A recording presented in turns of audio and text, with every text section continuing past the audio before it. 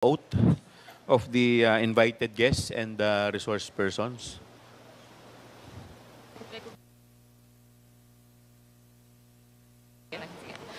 Thank you, Your Honor. To all the resource persons invited, kindly stand up and raise your right hand, please. Representatives and resource persons from the Office of the Vice President, COA, and DBM po. Thank you, ma'am. Mr. Chair, Yes, the Honorable yes, Vice when you President. sent a letter to the Office of the Vice President, you attached a copy of the rules Okay. in aid of legislation. Yes po. Yes, sir. Nakalagay po doon na witnesses lang po ang ino-oath. Sabi niyo po ngayon sa amin, resource persons kami. Ang ano po, considered as resource person po.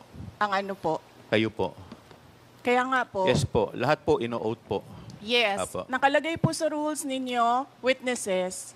Nakalagay po dito ngayon sa table, resource persons. Lahat po considered as resource person and witness.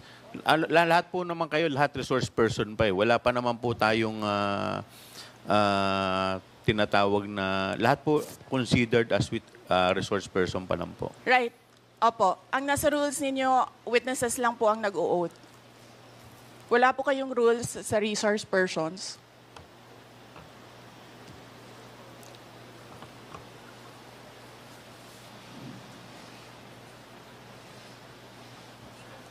Ma'am, ano lang po yun eh.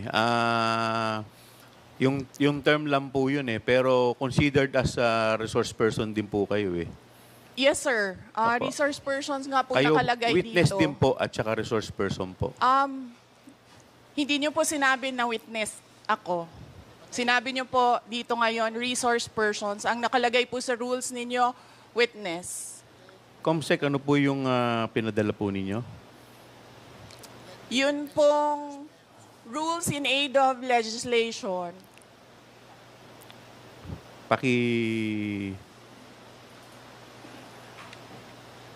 Mr. Chair, point of order.